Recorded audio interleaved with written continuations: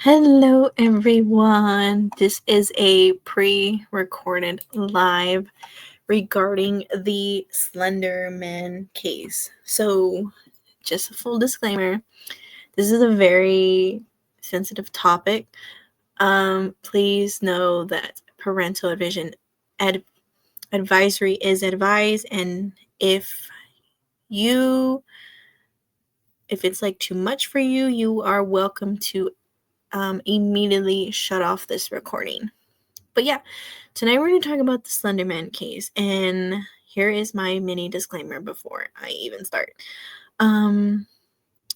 Everything that I say and everything I do is all alleged, and in my opinion, I get my sources from news articles, news stations, and well-trusted sources. I am not responsible for anyone else's opinions and actions. But yeah, so tonight we are going to be talking about Morgan Geyser and Anissa Weier.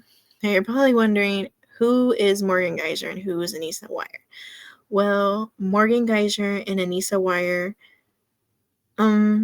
were only 12 years old when they decided to allegedly, I have to use these words, stab their 12-year-old classmate. Mind you, all three girls were in the 6th grade at this time. Now, you're probably thinking, why would they stab another classmate of theirs? Like, why is that? Well, they had fallen into the spell of a mythical folklore, aka he is a creepy pasta called the Slender Man. Now, we're going to dig real deep and we're going to talk about who Slenderman is and many other different creepy pastas that are out there, and we're going to talk about the case and dive into it. So, without further ado, let's get into this document and let me wind me up and let me tell you who Slenderman is. And then we will get into this like law and crime video. So, let's get into what is Slenderman, or who is Slenderman. So, Slenderman has been an urban legend since it was born in June 2009. Mind you, this case happened in 2014, I believe. The creator, his name is Eric Kudishin, going under the nom de plume Victor Surge on an online forum called Something Awful. The story has since influenced everything from Halloween costumes to video games to documentaries. It also allegedly inspired a pair of very real preteen girls to stab their classmate. Their trial was set in 2017. So what is Slenderman? Who is Slenderman? In 2009, the web forum Something Awful held a contest challenging users to edit everyday photographs to appear paranormal. Kudison submitted 2 black and white photos of children with newly created quote-unquote Slenderman character lurking in their backgrounds. As you can tell, this is a picture, and this creature right here is the Slenderman.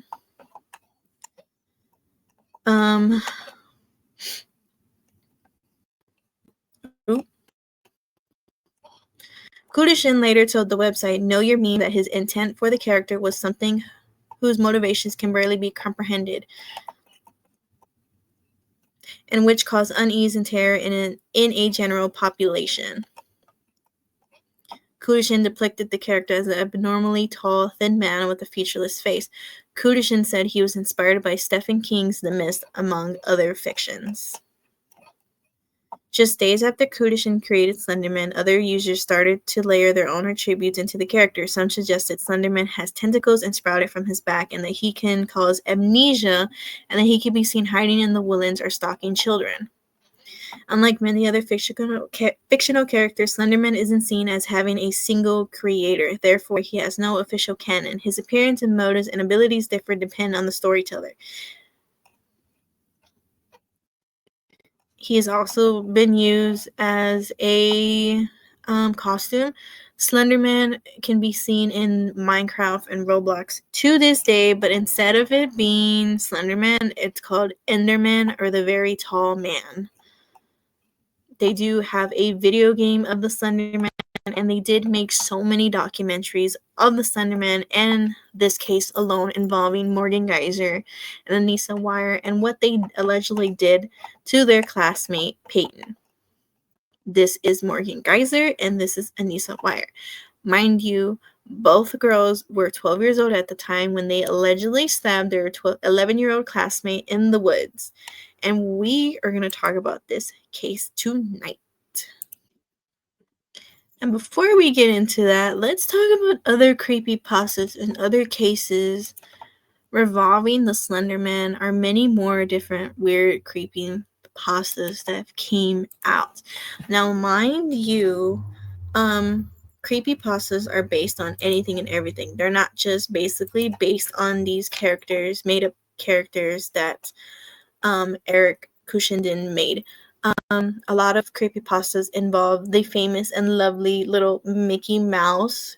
Another one is Winnie the Pooh, Barney the Dinosaur, and SpongeBob.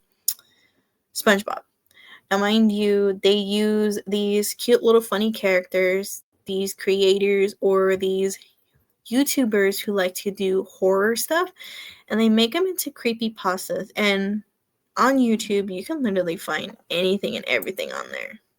Trust me. Now, a lot of kids are fantasize with these creepypastas because they are just weird looking scary creatures. Just to get like a scare out of them, they watch them. Now, you cannot find these creepypastas. You can find them on YouTube, but there used to be a website called Creepypasta Wiki. I don't think you can find that website no more. I think it has been taken down. Or if you do find it, it is going to be on the very web that none of us have access to. If you know what I'm talking about, you know what I'm talking about. I can't really say it because YouTube would probably be like, no ma'am, you can't say that. But the DARK web, that's all I'm going to say. But yeah, creepypastas are pretty much weird looking creatures that are fictional, made up by people, or are the loving little characters that we all know and that kids watch. Recently there was a creepypasta of a Mickey Mouse that came up on my nephew's YouTube. Loving little Mickey Mouse was, hanging out with Daisy and Goofy and Pluto, and he ended up turning into this weird looking monster and ate them and like did all these like gory stuff. But there's so many cases around these creepy stories and these urban myths that kids are literally believing that these weird looking creepypastas are real. But they are actually fictional characters made up by other people on the internet. Now I'm going to read you some other cases that happen revolving the fictional character Slenderman, besides Morgan Geyser and Anissa Weier, who fell into this fixation of the Slenderman. Back in 2014, an unnamed 13-year-old girl in California stabbed her mother repeatedly after becoming obsessed with Slenderman. Her mother did survive. The same year, a 14-year-old from Florida also set fire to her house after becoming transfixed by Slenderman. In February of 2019, it emerged that a teenager who raped and murdered 6-year-old Aisha McPhail had also become obsessed with the Slenderman. Aaron Campbell, 16, got sick kicks from playing gory video games, and officer found evidence he had searched online for Slenderman before abducting and killing Aisha on the tiny island of Butte. A source said Slenderman searches were found, and it chilled seasoned investigators to the bone. Some of the circumstances between that his character does and what happened to Aisha were carbon copies. Now, that is Aisha McPhail. I'm sorry if I'm butchering your name. And this is Aaron Campbell, who was fixated by the character. Where'd he go? Who was fixated by the character Slenderman. Sorry, there's an ad on my thing. Another one is Laughing Jack, who towed a 12-year-old to Red Rum, his stepmom. It's a creepy clown-like character. Laughing Jack captures children by pretending to be their imaginary friend. He then tortures and red rums them, trapping their souls forever in an abandoned fairground. The character, who has also gained popularity on creepypasta, was behind a horrific murder in Indiana in 2015. A 12-year-old girl who was not named for legal reasons set fire to her family's flat before stabbing Maria Torres, 50, to death. Now, creepypastas are literally everywhere. To this day, you can actually find creepypastas. Now, it's not only creepypastas, but there is some even toys that are banned in the United States. Now, you're probably wondering, why doesn't just the gaming products or like YouTube take it off? Well, here's the thing. There is some gory stuff on YouTube that they don't take off, but yet creators like us who do true crime get taken off for copyright reasons, who get strikes, who get their accounts bananaed, aka deleted, because of we talk about true crime that happens on a day, like almost on a day-to-day basis, but yet you can't take off these gory looking videos where these cute little characters are just red rumming each other. Very interesting, huh? Now back to the toys that I said. There is some toys that are banned in the United States, and I will post the link to these banned toys on my Discord. You can join my Discord in my About section. But there is some banned toys here in the US, but it's weird because they're banned here in the US, but yet you can buy them in like Malaysia or China, Russia, and any different places but here. The most famous one is the little princess mirror, the one where it has like the little tinfoil. Well, this little girl ended up getting one because her mom bought it for her. She pulled back the tinfoil because it was falling off. Behind that tinfoil was actually a picture of a little girl slicing her wrist with the biggest smile in the world. That faced so much controversy that the toy was actually banned in the United States, along with many other toys, including the cute little character. I think his name's Irby or Orby, the cute little thing that if you press his tummy and you speak, it'll repeat back what you said. Well, apparently there was a manufacturer malfunction, and the little creature was saying weird, crazy, nasty stuff. Besides those two toys, there has been many toys that are banned in the United States. If you are on TikTok, you can literally find the whole list of these banned toys. Just go to TikTok and type in banned toys in America, and you will find all the different banned toys here in America. Now, you're probably wondering, how do we stop this as parents and grandparents? I would suggest that you put a parental guidance on your kids or grandkids when it comes to gaming and YouTube and anything else to keep away from these creepy pastas, because mind you, not only are they making up these weird fictional characters, but they are using cute little lovable characters that we all know of. Like I said, there's a lot of creepypastas involving Mickey Mouse, Winnie the Pooh, Barney the Dinosaur, SpongeBob SquarePants, and many more that your kids watch on an everyday, day-to-day basis. Besides that, there was a huge controversy back in, I want to say around that time, 2014, of Talking Tom. Talking Tom was a cute little app that you can download, and it's a cute little cat that you take care of. Well, Talking Tom actually had a huge controversy. I actually have to find that article, but it came up on my TikTok, and I remember that because that Talking Tom app was actually glitched and hacked, and inside the cat's little eye, you can see a figure of a man in there. And the little cat would do like crazy little things and say crazy little things. They actually did take off an app. It was called like Talking. It was a giraffe. It was a talking giraffe app that you can download and take care of the little giraffe. It actually got taken down for unknown reasons. Some people speculate and alleged that they probably took it down because it was saying some creepy, nasty, ugly things.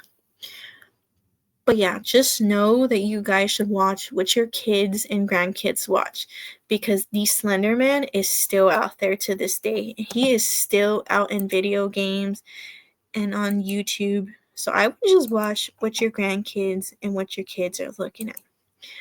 But nothing more. Let's get into the case and figure out who is Morgan Geyser and who is Anissa Weier, and what happened to Peyton back in 2014.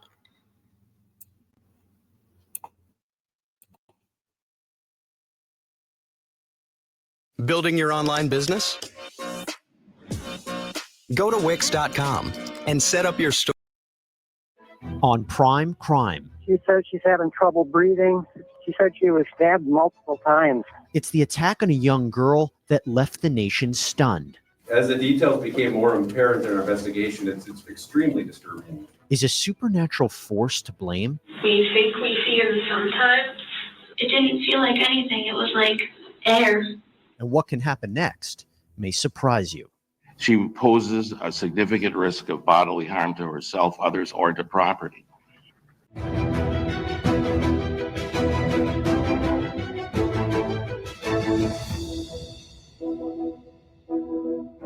Hey there, everybody. I'm Jesse Weber, and welcome to Prime Crime.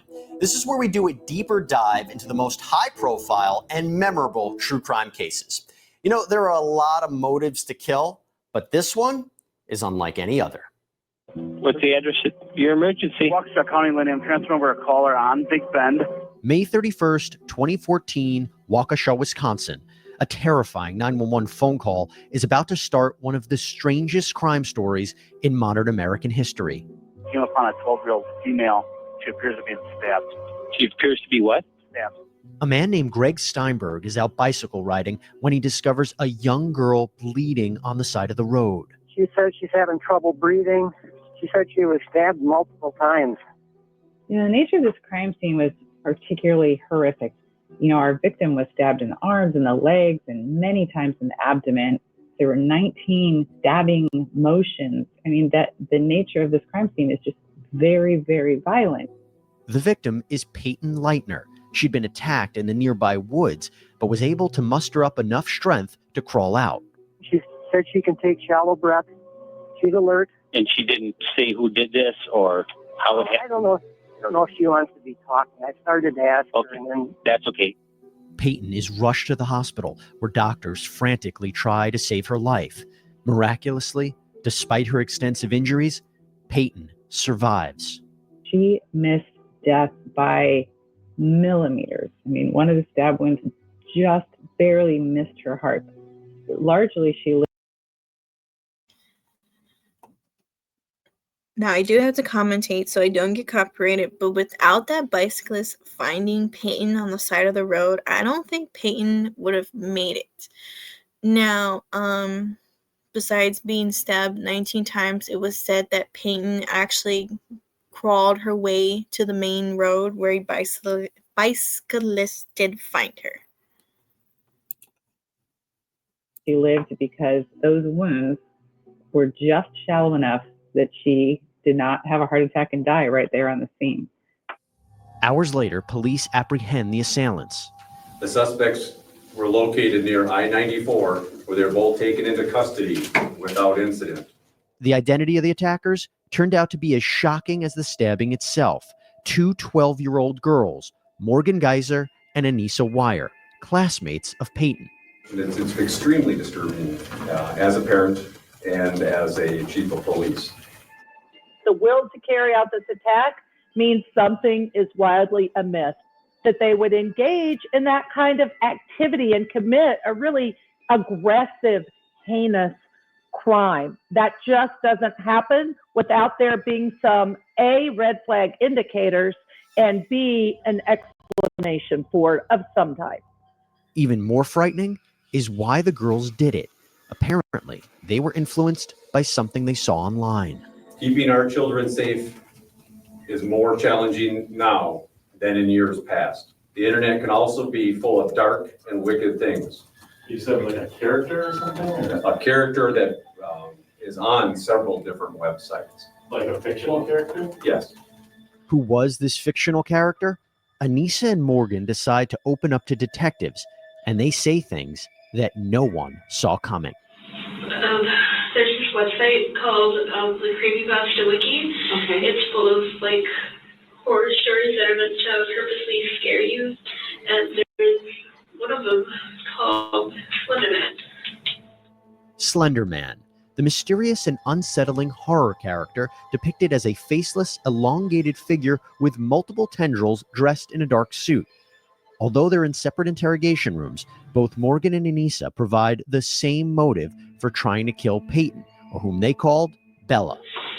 He has these proxies or servants, as people call them, and Morgan said, "Hey, Anissa, we should be proxies." And I was like, "Okay, how would we do that?"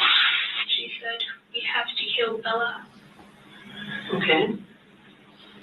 Okay, and do you know why she said that? Like, why she said that? Because we had to supposedly prove ourselves worthy to Slender. How many times do you think you stabbed her? I don't know. It happened very quick. You see how weird that is? Like, the fact that they call themselves servant to Slender Man. It's very weird because in a lot of these creepy pastas and a lot of these things that these kids watch, it's almost like they're under the spell, like they're fixated by them.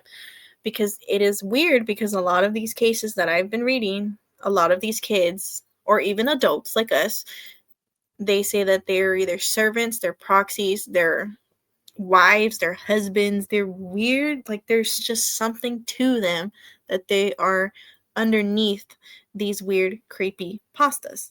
Now let's get back to this. Quickly, all I heard was screaming. I said, "I'm sorry. This had to happen." And she was like, "Why?" And then I said that it was necessary. I can't explain why. According to the girls, during a slumber party, they lured Peyton out to the woods to play a game, but really intended to murder her. They claim that if they didn't do this for Slender Man, he would kill them and their families. We think we see him sometimes. Okay. Like when we were walking up to where we were going, I saw him out of the corner of my eye on this side. Okay. And then Morgan said she heard a twig crack when no one was moving. So I think there's no question that Slender Man and their belief in Slender Man played a role in their decision making on that day. Even the victim was able to say that during the time she was friends with Morgan, Morgan was quite obsessed with Slender Man. But I believe at the time they did think it's either kill Peyton or our family's going to be killed by this Slender Man. In fact, after the stabbing, the girls walked about 5 hours before they were found. Where were they headed? Slender has this big mansion that all the creepypastas supposedly live in. Because she wanted to walk to Slender. Mm-hmm. Morgan and Anissa aren't like other 12-year-olds. Morgan would be diagnosed with schizophrenia, and Anissa with delusional disorder and depression. But when you put two people together that have these, mental challenges, they can feed off each other. And I think the fact that you had two 12-year-olds who both had some mental disorders, they really connected. And when they're connected together like that, everything becomes more real. Is this a case of mentally ill, confused children who didn't know what they were doing? Or rather, an excuse for a meticulous, cold, premeditated act? After all, the girls discussed this attack on Peyton for months beforehand. The fact that this is so incredibly... Now, what do you think? Do you think that this is all premeditated? Do you think the girls said, allegedly, they didn't like Peyton? Do you think they said, you know what, we don't like Peyton, let's do something about it? Do you think they did it out of jealousy and it was pretty much premeditated? What do you think? Like I said, allegedly. Or do you think that yes, allegedly they did have a mental illness and they were actually fixated underneath this character. Let me know down in the comments what you think. One, either put a 1 or 2. 1, if you think it was premeditated and they just used Slenderman as a cover up, or 2, they actually did have mental illness and they did and were fixated by the character Slenderman that they came across on the Creepypasta wiki, like they said. Now, I do have the documentation. If it changes on my side, there it goes. And we're going to read some of it. Now, in my opinion, allegedly, I think that mental illness was involved and they were actually fixated by this weird, creepy looking character. Now, this is the criminal complaint of it. I want to read some of it, not all of it. Let me look for that part. Now, a part of the document I do want to read was when detectives talked to Anissa and Morgan. So it went here that Morgan, let me zoom in for you guys real quick. Morgan explained that this was an intent and that, Morgan immediately began explaining the story of what had occurred and explained about a website called Creepypasta Wiki. Anissa explained that this was an internet site that talked about horror stories and nightmare stories. People can create and write their own stories, and in these stories, Anissa learned about the man named Slenderman. Anissa indicated that Slenderman is the leader of the Creepypasta Slenderman and is the top of the triangle. Just below Slenderman is the killer, and below the killer is the proxy. Anissa stated, in order to be a proxy, you need to kill a person. This would show your dedication to Slenderman. Anissa stated that many people do not believe Slenderman is real, and she stated she wanted to prove the skeptics wrong. Anissa indicated she had been reading the Creepypasta website since October of last year, so that would be in 2013, if I'm not mistaken, because this happened in 2014. Anissa stated that Morgan Geiser is also familiar with Creepypasta and that Anissa introduced Morgan to it back in December of 2013 or January of 2014. Morgan told Anissa they should be proxies of Slender. Anissa stated, okay, how do we do that? Anissa stated, Geiser said we have to kill Peyton, who proved to prove ourselves worthy of the Slender. Now, my question is, why did they just single out Peyton for? And why did they call her Bella? Because they did call her a nickname. Anissa explained that she was surprised. Explained that she was surprised but also excited to prove that he existed and to prove skeptics were wrong. Anissa stated she felt like she had to physically unalive someone. Morgan told Anissa that Morgan could have 2 friends over every year for her birthday, and in February 2014, Morgan planned her birthday to be May 30th, 2014. It was in February that Morgan told Anissa that was the day they were going to unalive PL, aka Peyton. Said reports to detective indicate why Anissa explained more about Slender and she called him and indicated that they learned he lives in a mansion in the Nicollet National Park, which they discovered was in Wisconsin. The plan was to unalive Peyton and walk to Slender's mansion and become one of his proxies. That is very fucking scary. I'm sorry for the cussing, but that's very scary. Like I said, he is a fictional character, but they believed he was real. Said reports of detective indicate Anissa stated that on May 30th, 2014, after school, she and Morgan went to Anissa's house where she packed a backpack full of clothes, granola bars, water bottles, and a picture of her mother and her father and her siblings. She explained she bought the picture because when they walked to the mansion, she didn't want to forget what her family looked like. Whoa. They left Anissa's house and went to Morgan's. She and Morgan's father went to pick up Peyton. They all went to Skateland and returned at approximately 9:30 p.m. Anissa stated they went to sleep in Morgan's room and indicated there was a plan in place to unalive Peyton while she was sleeping around 2 a.m. The plan was to put duct tape over Peyton's mouth, STAB her in the neck, and put the covers over her to make it look like she was sleeping and run. The plan changed when they decided to go to Skateland Friday night. Anissa indicated that on the morning of May 31st, 2014, the plan to unalive Peyton in the park bathroom was Anissa. Oh, as Anissa noted, the floor had a drain for the blood, the BLOOD, to go down. The plan was to unalive her in there, lock the door, run, leaving to Nicollet National Park. Anissa indicated that Morgan's mom said they can go and play in the park. Morgan grabbed the weapon they used from the house. As they left for the park, Peyton was walking in front of them, and Morgan lifted up the left side of her white jacket and displayed the weapon they used tucked in her waistband.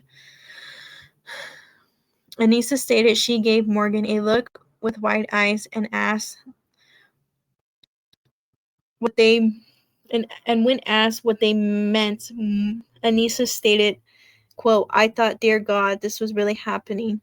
Anissa indicated they eventually ended up in the bathroom where Anissa was going to do the STABBING because Anissa knew all the weak spots. Whoa. What? Once they were in the bathroom where Anissa was going to I read that part. Once in the bathroom, Morgan handed Anissa the knife, and Anissa explained that Morgan grabbed a hold of Peyton's arm in the stall, almost restraining her. Anissa stated she needed to talk to Morgan and told Morgan she couldn't do it. Anissa gave the weapon they used back to Anissa. No, Anissa gave the weapon they used to Morgan, at which time Anissa indicated Morgan attempt to restrain Peyton, but Morgan had a nervous breakdown and Anissa had to calm Morgan down. A short time later, Anissa suggested they go for a walk and they began to walk outside the park. It was then when Anissa pointed out the woods to Morgan and suggested they unalive Peyton in the woods. Whoa, can you guys see this? Hold on. Hang on. There we go.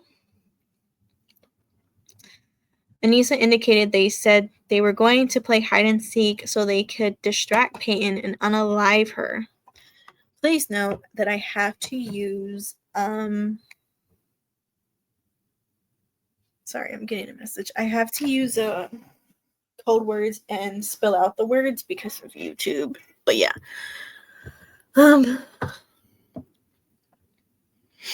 Morgan was the first seeker, and Peyton and Anissa began to hide. Excuse me. Anissa told Peyton where to hide, and Peyton began to kneel down. Anissa told Peyton down in the dirt, and Peyton refused and did not want to do that. Because of this, Anissa pushed Peyton and sat on Peyton. And Peyton began to complain she couldn't breathe and began to yell. Anissa thought if she sat on Peyton, restraining Peyton, Morgan could STAB Peyton. Wire indicated because of Peyton's yelling, she was attracting attention, and Anissa got off of her. Wire went to Geyser and told Geyser that Peyton was not laying down. So Geyser is Morgan. Anissa is Wire, okay? PL is Peyton. They just put her initials. Right there. Geyser then gave Wire the weapon they used, and Wire told Geyser that Wire was too squeamish and gave the weapon they used back to Geyser. Wire indicated she and Geyser were doing all this secretly so Payton would never know. Wire stated once Geyser got the knife back, Geyser told Wire, "I'm not going to until you tell me to." Wire stated, I lost myself. Once Geyser, "I'm not going to until you tell me to." Wire stated she started walking away from Geyser and told Geyser, "Go ballistic, go crazy." Geyser said that. Wait, what? Geyser said that Geyser would go ballistic, and Wire said, "Now." Geyser responded, "Don't worry. It's just a little kitty cat." Wire indicated Geyser, then went to Payton and tackled her, and then started stabbing Payton. Wire indicated Payton was screaming. Wire stated later on that day, Geyser stated Geyser was counting in her head when Geyser was, wait, what? Okay, I thought I was reading it wrong. When Geyser was stabbing Payton. So Morgan was counting the time she was doing this horrific thing to Payton. Geyser believed she stabbed Payton 17 times. Wire indicated when Geyser got off Payton, Payton began to scream, "I hate you, I trusted you." Wire indicated that Payton got up and tried to walk towards the street but was stumbling. When Wire noticed that Payton was walking towards the street, Wire indicates Wire did not want others to see Payton. So Wire grabbed a hold of Payton's arm and started directing Payton away from the street. Wire indicated she believed this is when she received BLOOD on her shirt.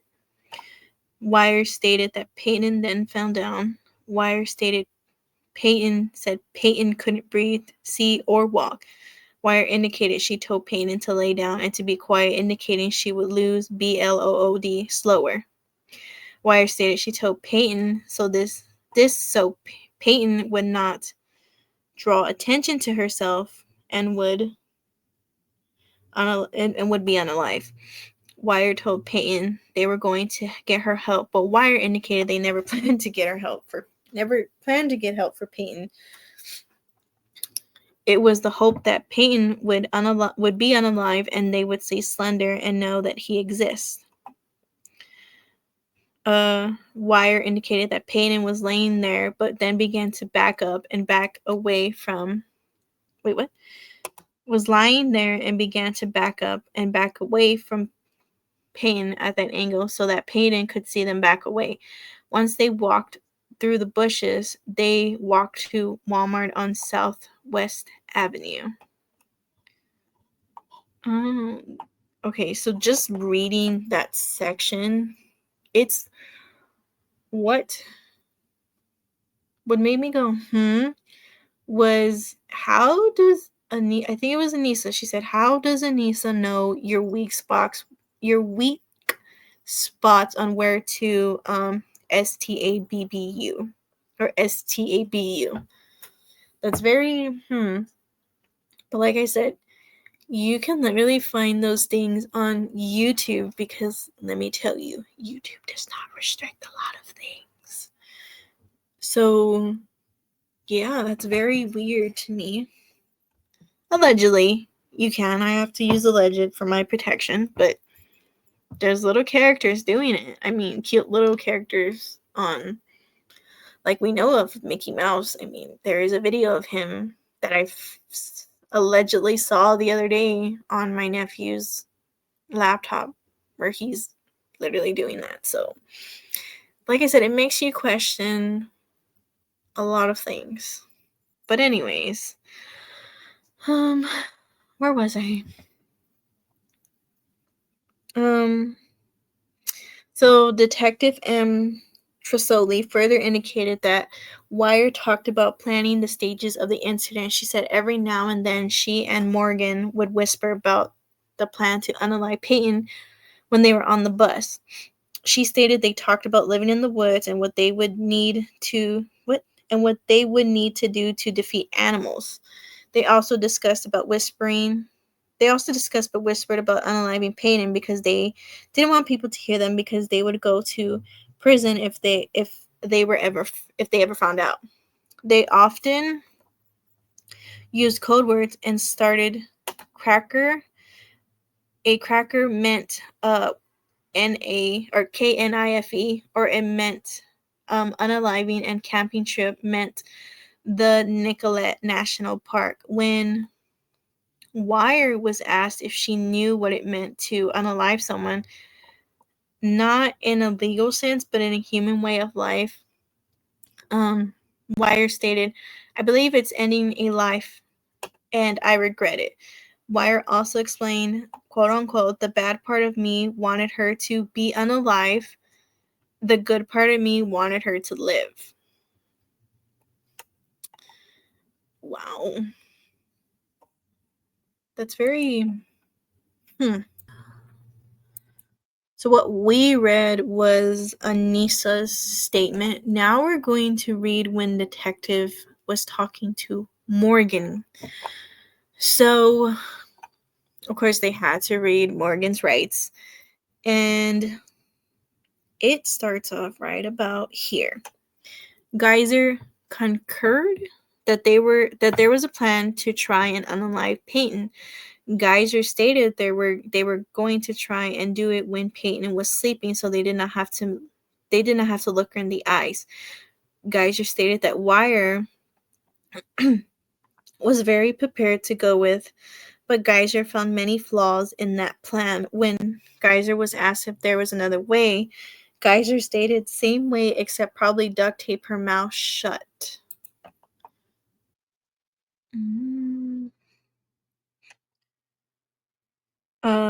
When asked why they didn't do it that way, Geyser stated, I wanted to give Bella, that's a nickname they gave Peyton, one more day. Geyser then stated, I wanted to see if I could put it off, but it didn't work. Geyser then discussed how Wire had thought about STABBING, Peyton in the bathroom at the park.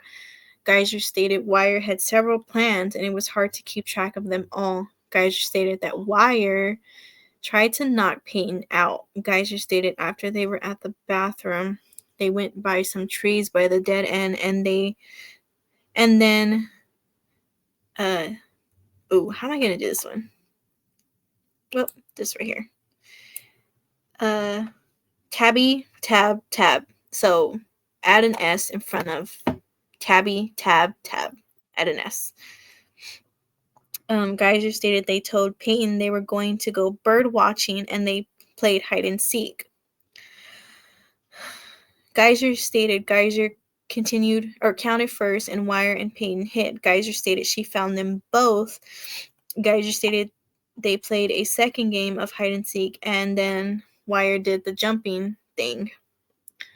Geyser stated she had the weapon they used most of the time and indicated when they left her mom's house, Geyser had the weapon they used in her pocket. At one point, Geyser stated that Geyser took the weapon they used out of the bag and Peyton got STABBED. Geyser was asked who STABBED Peyton, and Geyser stated both of us. When Geyser was asked if Geyser was sure Geyser had STABBED Peyton, Geyser said yeah. Geyser indicated they told Peyton they were going bird watching and stated, people that trust you are very gullible. Geyser stated they went to play hide and seek and that Wire jumped Peyton and stated kitty now. Geyser stated that Wire often calls Geyser's kitty because Geyser has cats. Geyser stated Then we STABBE her. It was, or I think it was Wire first. Wire sorted out, or sort of put the weapon they used in my hand. And then I continued to STAB her.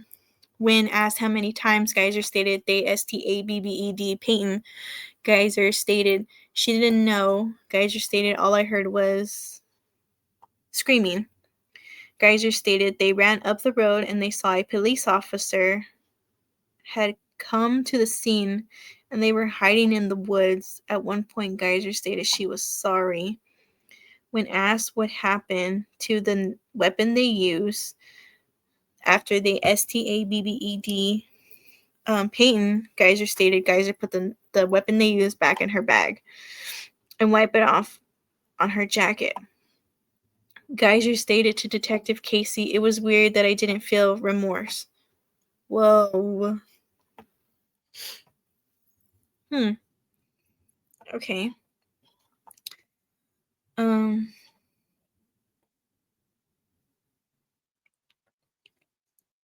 Said reports of Detective Casey further indicate Geyser went to indicate that this occurred by the dead end off the Big Bend Road, and when asked why they did this, Geyser stated Wire said they had to or he would unalive our family. He, as in Slenderman, or Slender, as they would call him. When asked who was he, Geyser stated she didn't know him. When asked when they started thinking about this, more Geyser stated she knew about it since December. When again asked why they were going to STAB Peyton, Geyser stated it seemed necessary. When Geyser was asked what Geyser was trying to do, when Geyser STABBED Peyton, Geyser said, I may as well just say it, unalive her. Geyser was asked about Slenderman, and Geyser stated she never met him.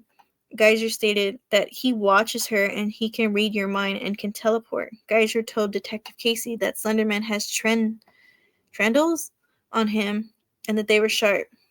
Geyser stated she sees them in her dreams. Geyser stated that she sees them when no one else does, and when you start to get Slender sickness because of Slender radiation. Geyser stated he is not on the computer because he doesn't like technology. It doesn't work around him. When Geyser was asked if she knew what she did was wrong, she stated probably wrong. Geyser asked Detective Casey if it was illegal to STAB someone in self-defense. Detective Casey indicates he responded to her that it is sometimes. Detective Casey indicates he then asked Geyser if that is what happened here, and Geyser stated no. Whoa.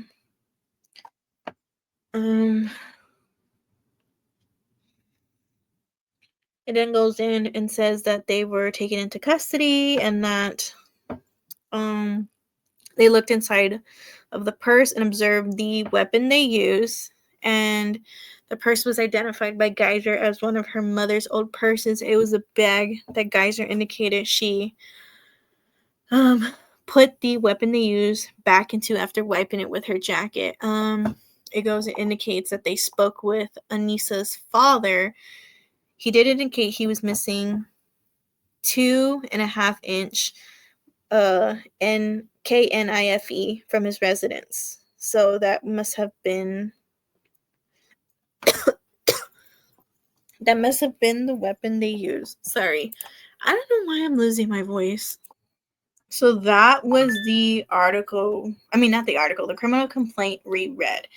Let me know down in the comments what you think about what was said in the criminal complaint. In my opinion, allegedly, yes, I do think that they did have, like the way Law and Crime said, it did involve their allegedly mental illness, and they were fixated and believed that Slenderman was real.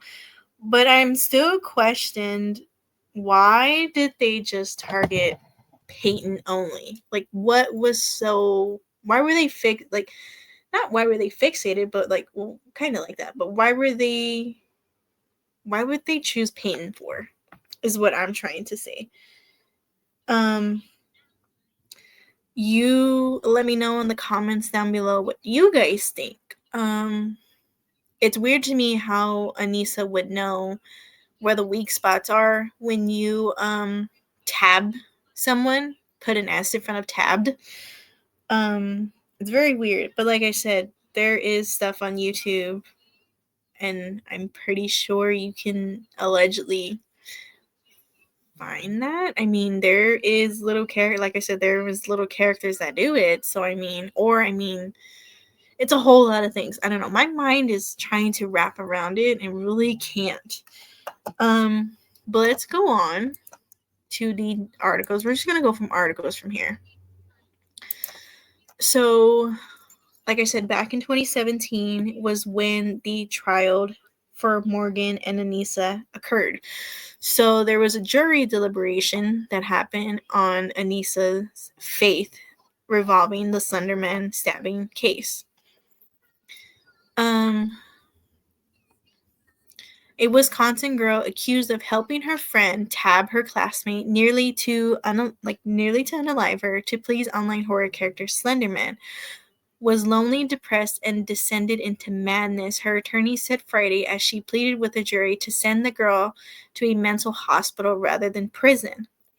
Anissa Weier and Morgan Geyser lured classmate Peyton Leutner into the woods at a park in Wissahickon, a Milwaukee suburb, in 2014. Geyser tabbed Leutner 19 times while Weier urged on her, according to investigators. A passing bicyclist found Leutner, who barely survived her wounds. All three girls were 12 at the time. It's a little weird because they said earlier that Peyton was 11. Hang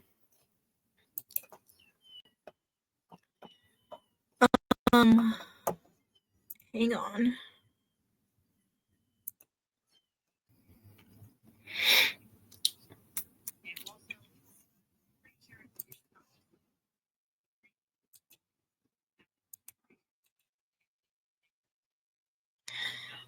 Both Weier and Geyser told detectives they felt they had to unalive Leutner to become Slenderman's proxy or servant to protect their families from Demon's wrath. Weier, now 15, pleaded guilty to attempt second-degree intentional homicide in a deal with prosecutors in August, but she claimed she was mentally ill during the attack and not responsible for her actions. A jury heard 3 days of testimony from psychologists and detectives. If the jury agrees she wasn't responsible, she'll be committed to a mental institution. If not, she faces prison. The jury deliberated Friday mornings. CBS affid WJDT reports that the judge in the case told the 12 jurors that only 10 needed to agree on a verdict, although he would prefer them to be unanimous.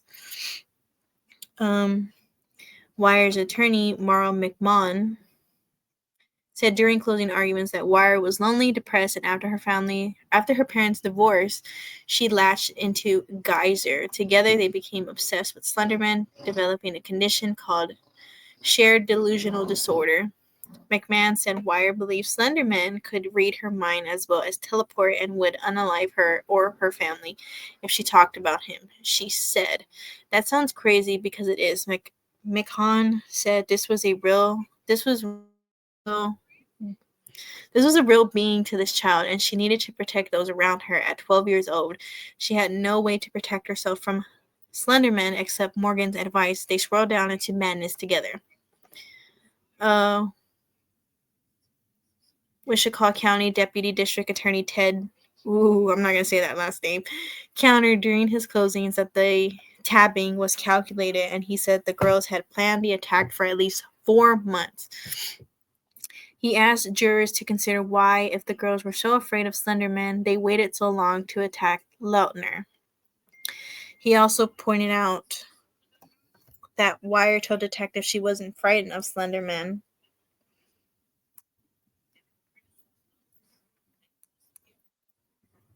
Sorry. She wasn't. She wasn't frightened of Slenderman until after the attack, when Geyser told her she made a deal with the monster that he would spare their families if they unalived Lautner. It came down to did she have to or did she want to? The judge said. It wasn't unalived. It was choice, and she needs to be held criminally responsible. Hang on, sorry guys.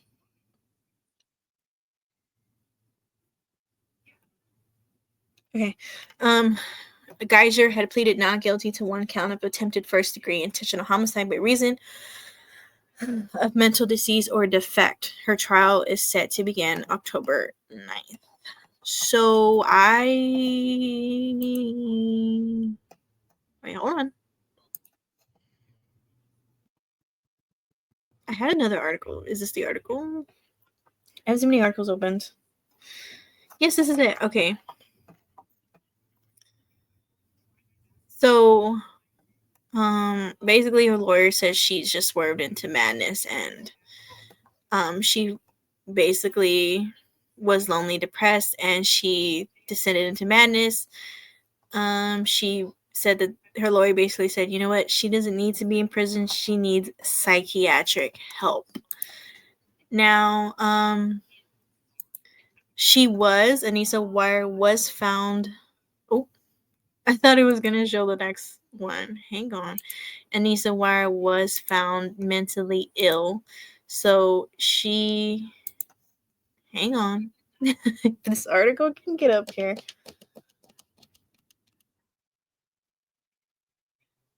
Hang on. There we go. Okay. So Anissa Wire was found mentally ill in the Slenderman stabbing. It was a 10-2 decision. Jurors said Anissa suffered a mental disease or defect when she participated in the stabbing a girl 19 times, and she was either incapable of knowing it was wrong or unable to conform with the laws. The ruling means Wire avoids prison. The jurors ordered she be placed in a mentally treatment facility. Wire told investigators she and co-defendant Morgan Geyser believed they had to sacrifice Peyton to protect themselves and their family from Slenderman. Prosecutors argue she knew what she was doing was wrong. All three girls were 12. The victim did survive. So she was found mentally ill. I don't know how I don't know if it says how many years she got to be sentenced in these. I think it just says she was just found mentally ill. And yes, Peyton did survive the attack. There's even an article where Peyton actually did sleep with a pair of scissors underneath her pillow after the attack because she was scared it was going to happen again. So, the Slenderman teen found not guilty in the stabbing of her classmate by reason of mental illness. So she didn't end up going to prison. She ended up going to a mental facility place where she can get treatment. I don't know if it said how many years she needed to be in there. I don't think it does. This is Anissa. Oop. This is Anissa. Right here. Okay. Prosecutors have recommended a 10-year prison sentence out of a maximum possible 20 years if Wire was not found mentally ill. Instead, she would go to a state mental hospital and seek to be released for 3 years. It was a 10-12.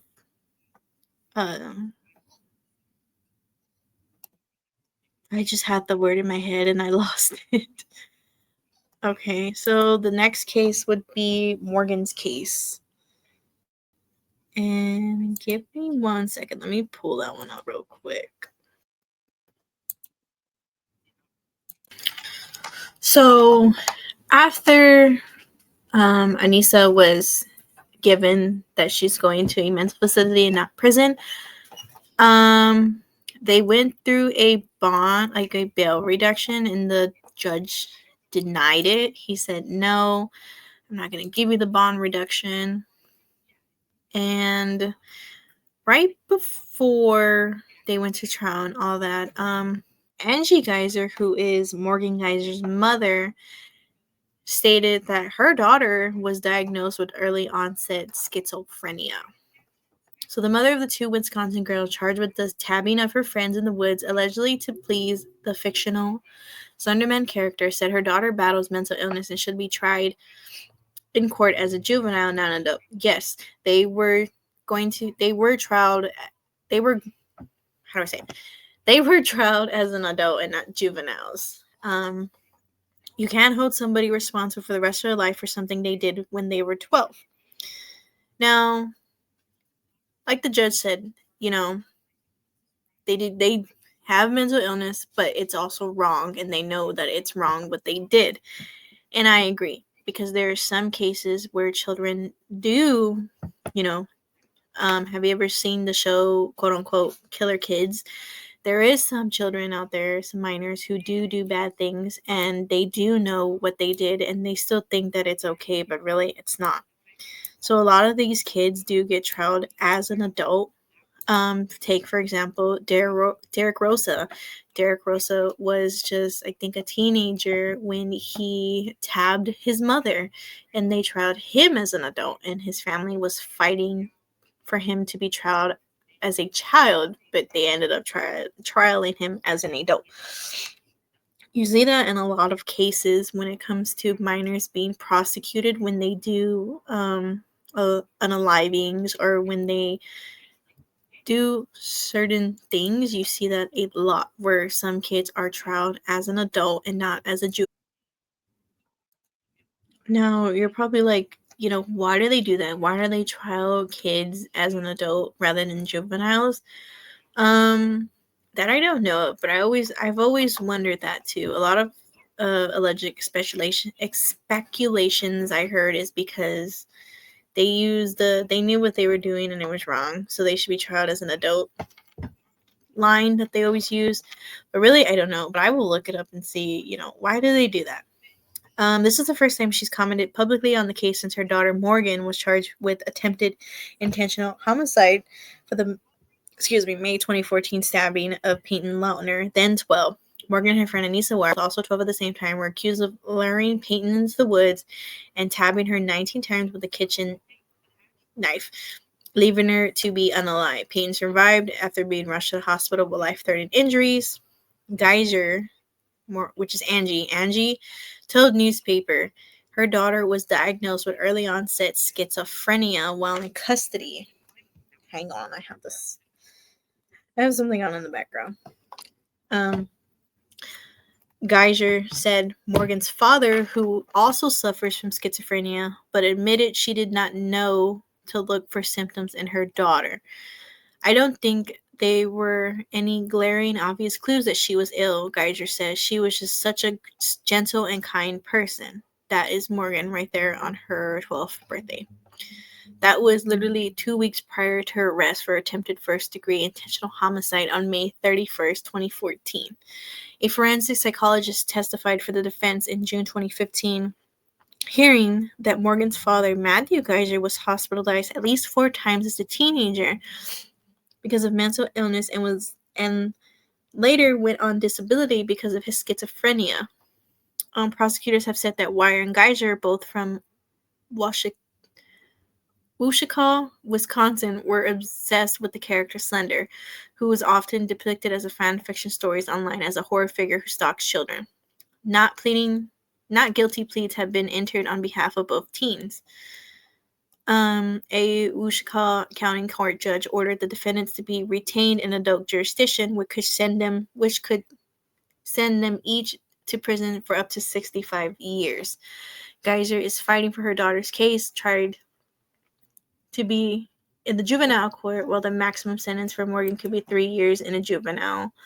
So after Anissa was pleaded the insanity, so did Morgan. Morgan did plead that she had mental illness, and she pleaded that she had to go to a mental facility rather than prison to work on herself. And it was confirmed by the doctors that yes, they do, and psychiatrists, that they do have mental illness and that they needed the help that they needed. So they both pleaded reason, I think, what is it, reason of insanity, if that's the way you say it. I said it earlier. But yeah, they were also tried as an adults. So Peyton did speak out involving the attack that happened on her. The Wisconsin girl, or let's play this video, and let me mute my.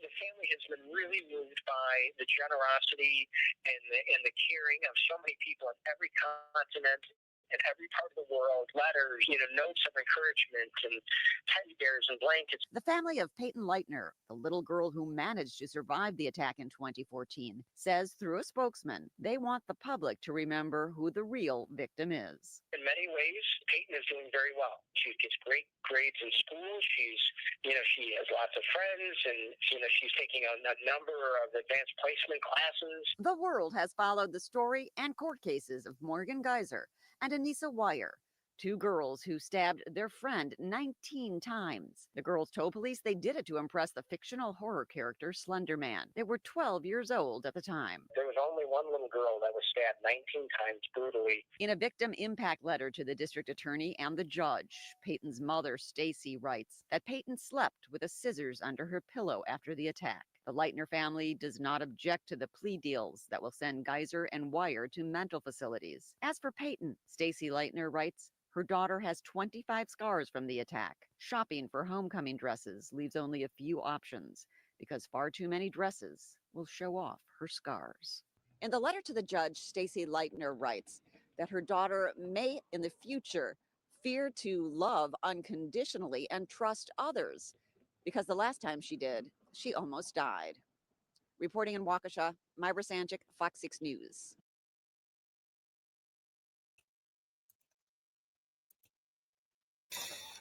So Peyton did come out and speak. So in her first public interview, Lautner said, she's come to accept all of the scars that I have following the attack, saying it was just a part of me. I don't think much of them. They'll probably go away and fade eventually. This is Peyton at 17. The 17-year-old says she's finally going public because she feels it's time for people to see my side rather than everyone else. Lautner says she first befriended Geyser in 4th grade when she saw her sitting alone, which she didn't think anyone should have to do. She said they did what all girls did. Or what all girls... They did what all girls to... Wait. She said they did what all girls to play, hang out, have sleepovers, and she considered Geyser her best friend. In 6th grade, when Geyser became friends with Wire, Lautner said is when everything went downhill and the two girls began to talk about Slenderman. Lautner says she thought it was strange but went along with it despite telling Geyser that it scared me and I didn't like it. But really she liked it and thought it was real. Lautner told ABC of Geyser. Slenderman started with an online post in 2009 as a mysterious specter whose image people edit into everyday scenes of children at play. He's typically depicted as a spidery figure in a black suit with featureless face. Lautner says she didn't want to stop being friends with Geyser, but didn't like Wire, who she said was mean to her. She claimed Wire was jealous of her friendship with Geyser. I lost where I was. Geyser. The night before she was stabbed, Lautner says she had a sleepover with the other girls. for Geyser's birthday party. She said looking back, she felt the night was weird because Geyser always wanted to stay up during slumber parties, but not this time. After they woke up the next morning, the trio went to the park. They wanted to go on a walk and didn't think much of it. It's just a walk. It's Wichita. Lautner said, "What bad stuff happened in Wichita, Wisconsin?" Oh.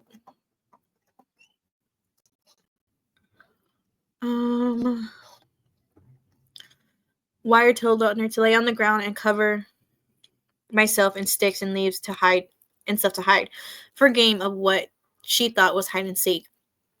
While she was on the ground, Geyser tabbed her 19 times with a kitchen knife. Lautner was left alone in the woods by Geyser and Wire. She was able to find her way of an area of grass where someone saw her and called 911. The now 17-year-old says she was totally surprised. Geyser and Wire have been concocting their plan against her for months. Her mother, Stacy Lautner, told the news organization that her daughter now has new friends, but it can be difficult to trust people for a long time. Even trusting family members was hard for her, she said. In December 2017, Wire was sentenced to 25 years in a mental facility, which was the maximum punishment possible. She pleaded guilty to being a party to attempt second-degree intentional homicide, but claimed she wasn't responsible for her action because she was mentally ill. Geyser, in February 2018, was sentenced to 40 years in a mental hospital after pleading guilty to attempt first-degree intentional homicide in accordance with the plea deal to avoid serving time in prison. Oh, so basically, I mean, it could go two ways. Like Law and Crime said, it can go either way. What do you guys think? You guys let me know. Do you think this was premeditated? Because reading what Peyton had said, she was friends with Morgan, but once Anissa came into the picture, things started going downhill. That's when Morgan was introduced into Slenderman. Excuse me. And that Wire was mean, Anissa was mean to Peyton, and that she was jealous of Peyton and Morgan's friendship. Do you think this was premeditated, allegedly? Do you allegedly think this was premeditated where, let's say, allegedly, Anissa told, Morgan, hey, if, you need to unalive your so-called friend because, but, like, how do I explain this? I have it in my head, but I can't think of it. Do you think it's premeditated because, Anissa didn't really like Payne from what I'm reading. Do you think, Anissa kind of like, how do I say, kind of like brainwash Morgan and they just use Slenderman as a cover-up? Or do you think that it is involving their mental illness and they did think that if they didn't unalive Peyton, that Slenderman was going to unalive them and they would see Slenderman and live in his mansion with all these weird other creepypastas? What do you guys think? Like I said, in my opinion, I allegedly believe that the mental illness side, they had mental illness. Morgan had early onset schizophrenia. Her dad had schizophrenia. So, and it's weird because a lot of schizophrenia patients do draw these things they see and it kind of resembles Slenderman. So I do believe that side. In my opinion, all alleged. I do have to say that for my reasoning. But yeah, you guys let me know what you think. So Anissa Wire was sentenced to 25 years in a mental health facility, but she got released.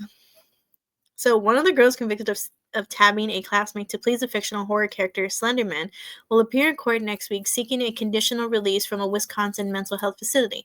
According to court documents in Wichita County, Anissa Wire, now 19, will appear in court on March 10th as she seeks release from the Winnebago Mental Health Institute, where she has been treated since her December 17th sentencing in the case. Wire, along with her friend Morgan Geyser, attacked her friend Peyton Lautner in a Wichita County Park following a sleepover in 2014. Geyser tabbed Lautner 19 times as Wire and encouraged her, according to the prosecutors. All three of the girls were 12 at the time. Of course, Peyton, she did survive, and a passing bicyclist did find her, and she was rushed to the hospital. Wire pleaded guilty to second-degree attempt intentional homicide in connection with the case. A jury found her not criminally responsible due to mental disease. She was sentenced to 25 years in a mental health facility by Judge Michael Boren. Wire is eligible to apply for conditional release every 6 months, according to the Milwaukee Journal. Brohan will preside over the hearing with mental health experts, expected to testify. They will work to determine whether Wire poses a significant risk of bodily harm to others or to others. If the court finds she does, she will be denied conditional release, according to the newspaper. Geyser, who was sentenced to 40 years in a mental health facility, has not applied for conditional release. Actually, she did. She applied 3 times. The second time when she did it, well, the first time she did it, she backed off. The second time she did it, she pushed it through.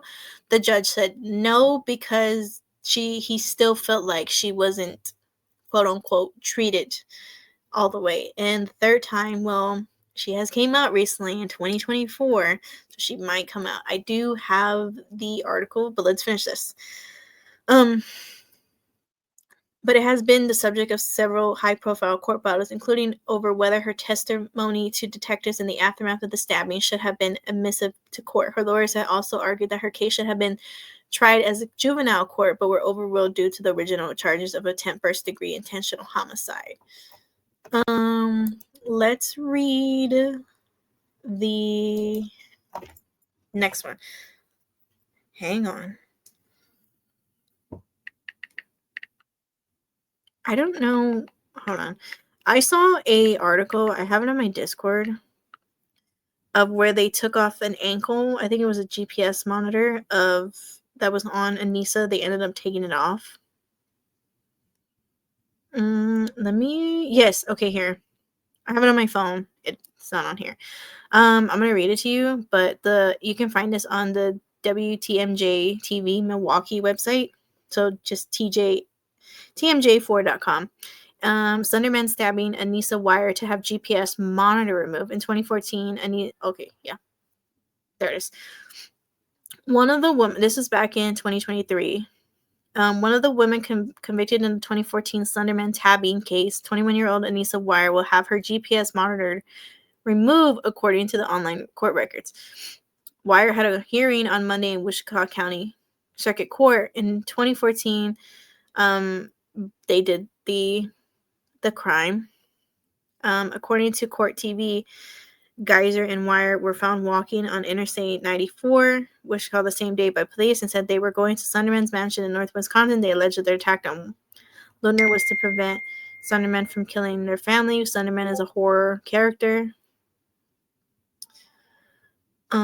Right here, in 2021, Wire was granted conditional release to live with her father in order to wear a GPS monitor. On Monday, September 11th, a Wichita judge signed a waiver to have Wire's GPS monitor removed. The court also ordered for supervised release to continue.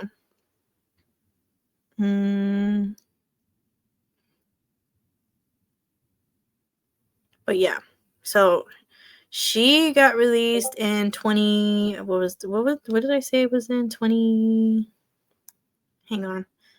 So Anissa got released in 2021, and then in 2023 they took off her GPS monitor. So this was in recent January 9th of this year, 2025.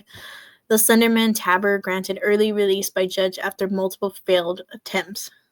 So this is Morgan Geyser's.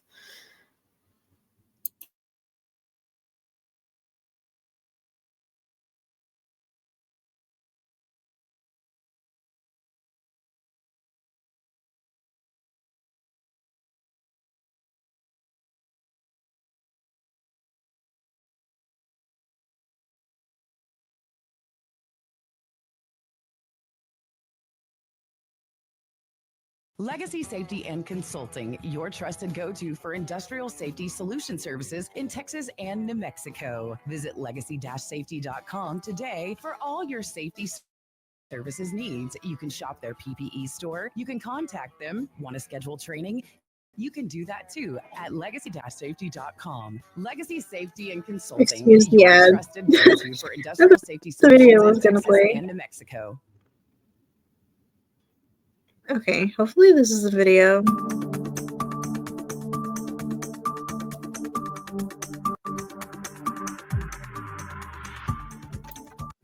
Okay, I don't know what that is. I thought this was the video.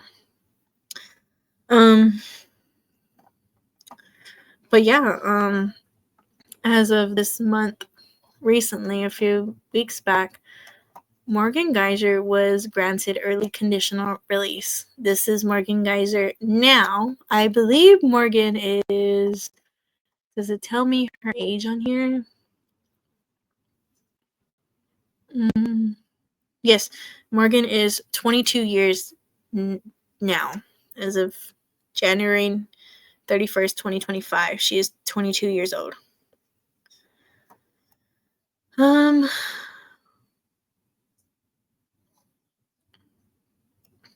This is Morgan Geyser, now 22. She appeared in court. Wichita County Circuit Judge Michael Boren determined that Geyser had maximized her treatment options at the facility and ordered the State Department of Health Services to set up a plan for supervising housing her in a group home, subject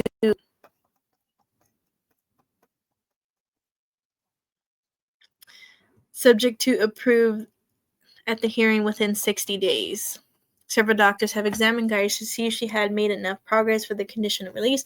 Dr. Brooke Limbaum, who has a long history of working with Geyser, had previously said that Geyser was not yet ready for conditional release, changed course during Thursday's hearing, and testified in support of Geyser's release.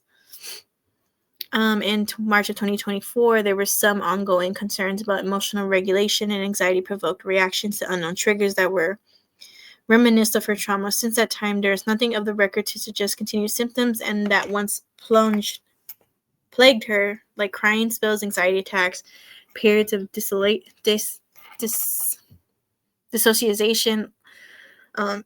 Ludbaum testified in 2021 there were some ongoing issues related to her report of authority disturbance, and she specifically described as being demons, but there has been nothing of sort of the last 3 years.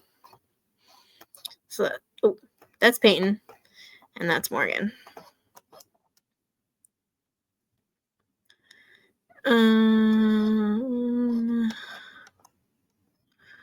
This was them back in. Ooh, why is my computer doing that? Okay, I think my computer said that's enough, Des. But yeah, let me exit that out. Oh,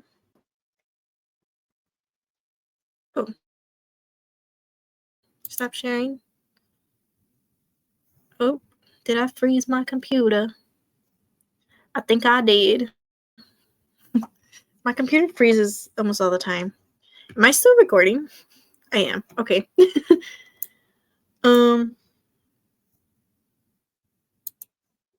Hang on. My computer froze. Hang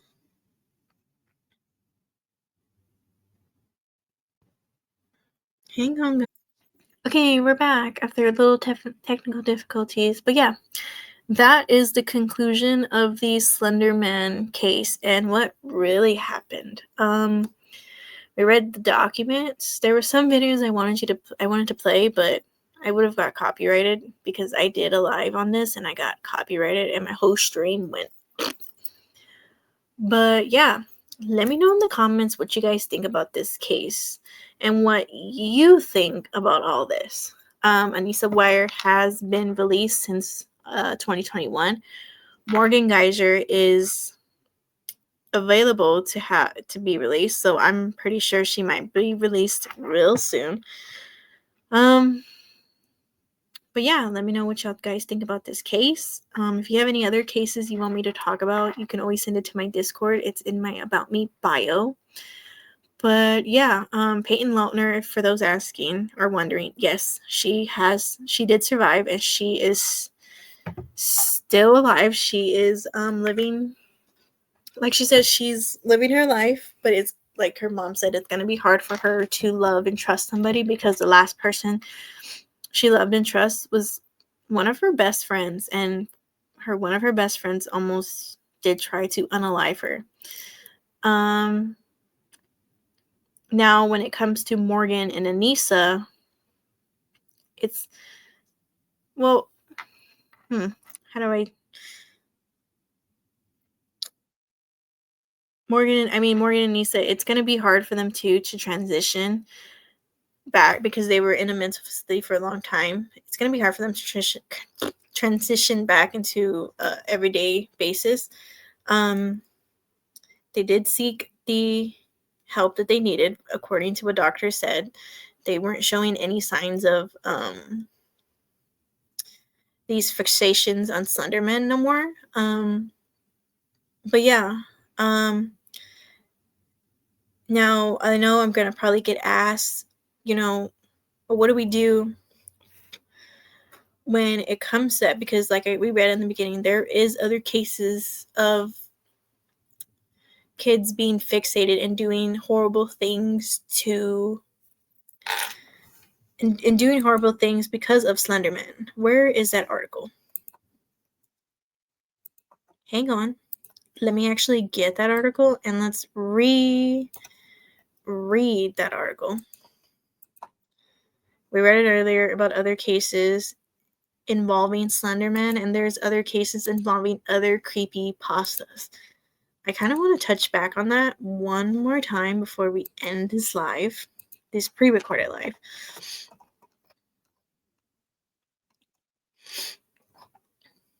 Where is it?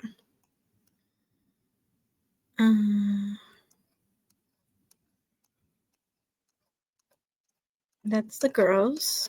Right here. Okay. So, like I said in the beginning, I'm going to read this again. In 2014, an unnamed 13-year-old girl in California tabbed her mother repeatedly after becoming obsessed with Slenderman. The mother did survive. The same year, a 14-year-old from Florida also set fire to her house after becoming transfixed by him. In February 2019, it emerged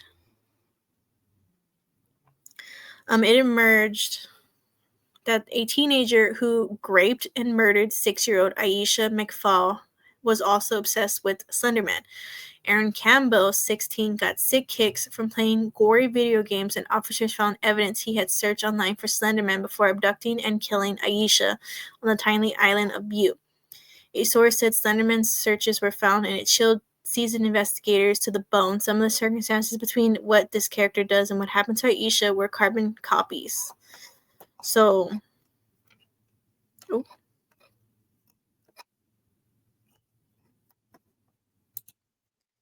like I said, Slenderman is, you can find him on Minecraft as Enderman, like we read on another article.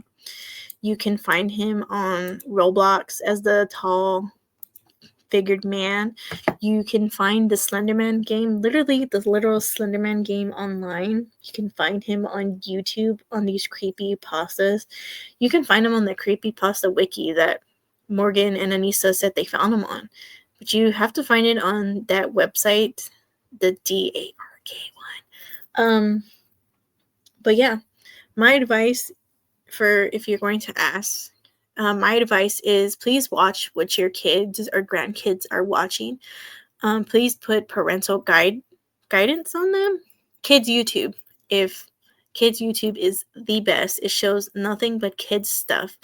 No gory, nasty videos that you can see or find on YouTube, because please remind, YouTube is not only where we think as adults is a safe place where we come and watch our favorite true crimers talk about true crime, or cute little how-to things, how to crochet, how to do this, how to do that. But there is a side of YouTube that is very scary and nasty when it comes to these gory videos, to bullying, and much more. But that is the case of the Slenderman stabbing case. We will have another live on folklores, and we can touch on these other cases. Now, if you want me to talk about the Aaron Campbell case and how he was fixated on Slenderman and the other cases involving that, or other cases involving just how kids were fixated, or even adults, because there are some adults who are fixated on these creepy pastas, you let me know and we can have a live and we can talk about it. But yeah, I also want to do a live on the 2 recent plane crashes that just happened. I know one happened today in Philadelphia, if I'm not mistaken, and the other one happened yesterday. Was it yesterday? I think it was yesterday or the day before, involving the plane crash in Kansas. But yeah, we do have another live coming soon. So you guys let me know if you want me to talk about more true crime, or you want me to switch it up and we take a breather and we talk about something else. You guys let me know, and let me know what you think about the Slenderman case.